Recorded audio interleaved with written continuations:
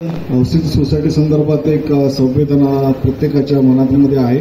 कारण जवळजवळ 19 रहिवासी हे त्या ठिकाणी मृत्युमुखी पडले होते आणि पहिल्या दिवसापासून ते आतापर्यंत माझी भावनाच ही आहे की लवकरात लवकर आपल्या या सोसायटीचा कायापालट व्हावा, पुनर्विकासाचं लवकरात लवकर भूमिपूजन व्हावं आणि या दृष्टिकोनातून मी प्रयत्न करतोय. आपली संस्था ही PWR 219च्या अंतर्गत येते आणि त्यामुळे अनेक नियम आपल्यालाही माहिती आहे की अनेक नियम धरून आपल्याला सर्वांना सोबत घेऊन चालायचं आणि माननीय मुख्यमंत्री एकनाथ शिंदे साहेब यांनी बैठक घेऊन सुद्धा आपल्याला GR सुद्धा हा लवकरात लवकर आणलेला आहे. फक्त आपल्या सोसायटीच्या या अनुषंगाने संपूर्ण मुंबई नव्हेच तर महाराष्ट्रभर हा GR त्याच्यामुळे लागू झाला आणि त्याच्यामुळेच या GR नंतर आता आपला ट्रान्सफरचा जो विषय तो सुद्धा लवकरात लवकर मार्गी लागतोय आणि त्यानंतर लगेचच तुमच्या सर्वांच्या सहमतीने तुम्हीच विकासक नियुक्त करून लवकरात लवकर आपण या कामाला सुद्धा सुरुवात करू एवढ्या या ठिकाणी मी सांगतो. धन्यवाद. चांगलं व्हावं यासाठी मी पाठपुरावा करत होतो आणि त्याला यशही आलेलं आहे आणि महापालिकेने आपल्याला त्याची NOC सुद्धा दिलेली आहे आणि लवकरच हे दोन्ही कामं मला वाटतं नवरात्रीच्या आसपास आपण हे दोन्ही गार्डन्स हे सुरू करतो आहोत आणि ते झाल्यानंतर खूपदा शाखेत येऊन गेलो.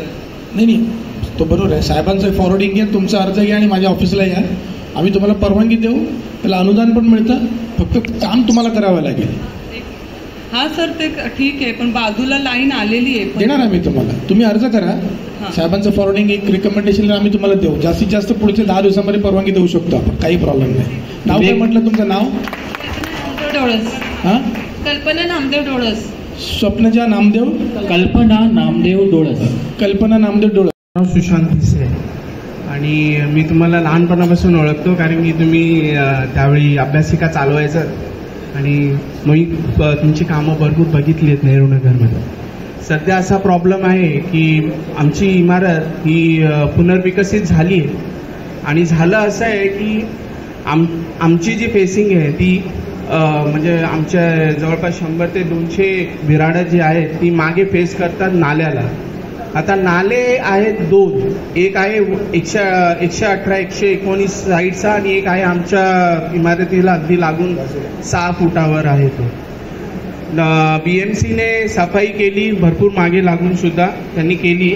पण आता झालं असं एवढे मच्छर आणि ती उन्हामध्ये ना ते पाणी तापून आहे ना घाण वास येतो.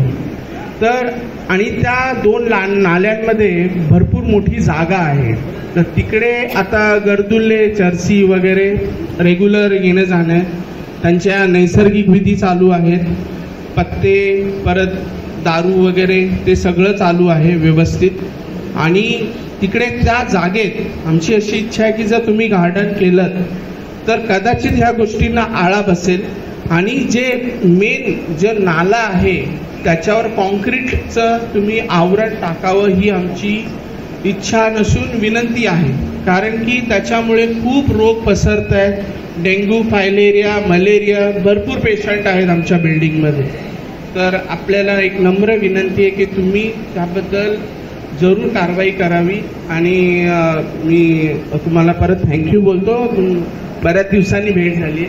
प्रवास करता येईल आणि तिथे 50% लोकांनी तिथे हॉकर लोकांनी जागा अडवून ठेवली आहे तिथे खाली.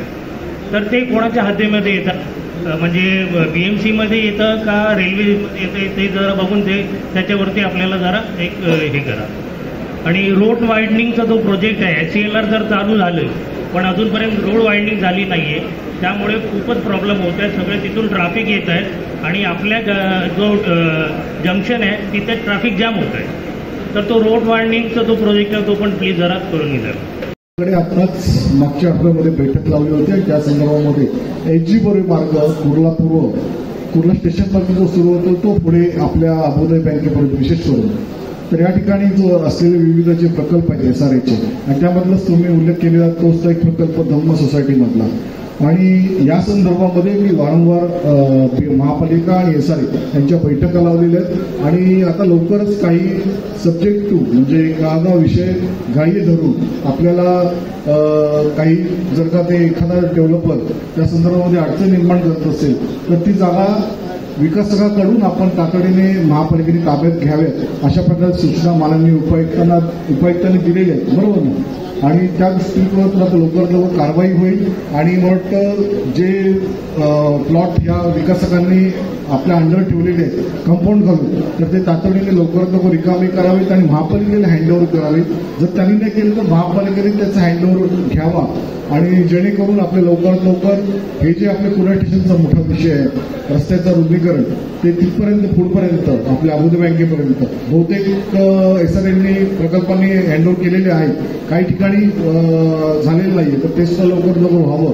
ज्या दृष्टिकोनातून आपण बजेट प्रोव्हिजन सुद्धा रोडचं करून ठेवलेलं आहे, जेणेकरून आपल्याला हँडओव्हर आल्यानंतर ते लगेच आपल्या रस्त्याची कामं त्या ठिकाणी सुरुवात होतील.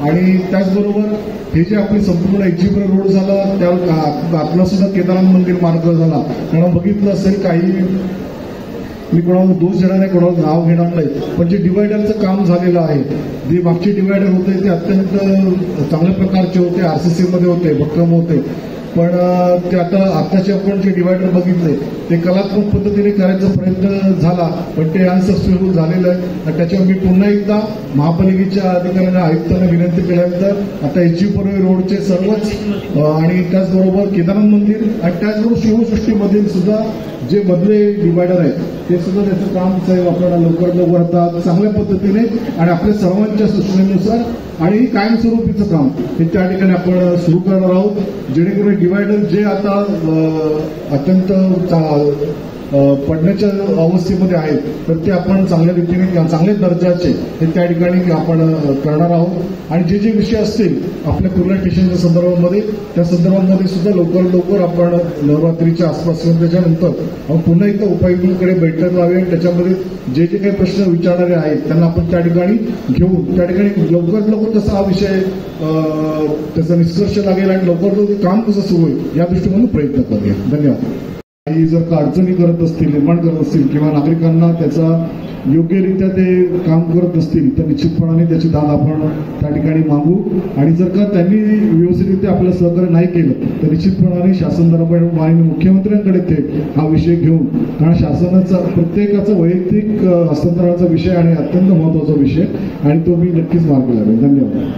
त्या 19 इमारतींचा पुनर्विकास व्हावा या दृष्टिकोनातून आणि लवकरात लवकर आपल्याला आपल्या हक्काची मालकी हक्काची घरं मिळावी यासाठी आपण गेले अनेक वर्ष प्रयत्न करतो आहोत आणि नक्कीच हे शासन आल्यानंतर आणि माननीय मुख्यमंत्री पोलिसांच्या घरांच्या बाबतीत सकारात्मक असल्यामुळे नक्कीच या संदर्भात माननीय मुख्यमंत्र्यांना मी पत्र दिलेलं आहे आणि लवकरच लवकर ते बैठक या संदर्भात लावणार आहे आणि नक्कीच एक योग्य तोडगा निघून आपल्या 19 इमारतींमधील सर्वच जे काही नियमानुसार जे पोलीस आपल्या त्या ठिकाणी राहत असतील त्या सर्वांनाच घरं मिळावी अल्पदरामध्ये, तर त्यासाठी मी मला वाटतं या नवरात्रीच्या आसपास ही बैठक लागेल आणि लवकरच मला वाटतं या संदर्भात आपण निर्णय घेऊ असं निश्चितपणाने मला वाटतं. धन्यवाद. आणि तुम्ही सर्व समस्याचं निर्देशन करता त्याबद्दल खूप खूप अभिमान. मी ओम बाबा विहार सोसायटीमधून आलेलो आहे. शरद सांगळे मी चेअरमन आहे तिथला. तर आता ह्या वर्षी तर पाणी साठलंच नाही, कारण सर्व काही क्रेडिट जातं BMCच्या इंजिनियर्सला आणि तुम्हाला सुद्धा. पण हे सप्टेंबरला ते रोड चालू केला आणि कॉन्क्रिटिंग झालं सप्टेंबर मागे ह्या महिन्यामध्ये ह्या वर्षी. तर त्याचे रोड लाईट अजून चालू नाही आहे. ते रोड लाईट नसल्यामुळे चेन स्नॅचिंग आणि बाकीच्या भुरट्या चोरांना वाव मिळतोय, त्याची नोंद घ्यावी. तसंच चाहेंगे आज नागरिकों से विधायक मंगेश कोडालकर ने सीधा संवाद किया और उनकी समस्याओं का निवारण किया. कितना यूजफुल होता है ये, कितना उपयोगी होता है ऐसा संवाद करना. पहले तो ये आज फर्स्ट टाइम ऐसा हुआ है कुर्ला नेहरू नगर शाखा जगह पे. सांप तो ऐसे ही हम लोग को हमेशा मिलते हैं, उनके कार्यकर्ते बहुत है, उनके ऊपर बहुत ट्रस्ट है नागरिक लोगों का, क्योंकि साहब स्थानिक है. इसके लिए सबको बहुत आशा है कि हमारे साथ हमारा जो प्रॉब्लम रहता है वो हम तुरंत उनके पास लेके जाते हैं और साहब उनका समस्या भी तुरंत ये करते हैं.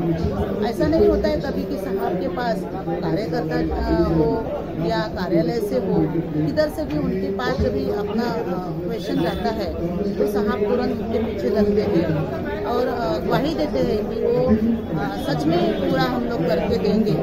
वो तो हमेशा करते आए, दो टर्म वो आमदार हो चुके हैं, अभी तो विभाग प्रमुख भी है, आमदार भी है।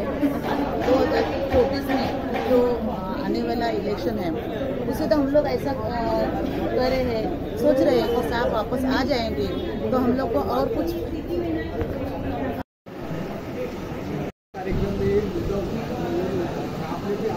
कोरोना काल में बाबा हॉस्पिटल लोगों की स्वास्थ्य सेवाएं दे रहे थे, क्या आपको लगता नहीं है कि आपकी विधानसभा में एक बड़ा आधुनिक हॉस्पिटल होना चाहिए जो मुंबई का मुख्य केंद्र कहा जाता है कुर्ला? समाधान से आज आपको नागरिकों को देखकर क्या लगता है कि क्या वो संतुष्ट हो गए आज?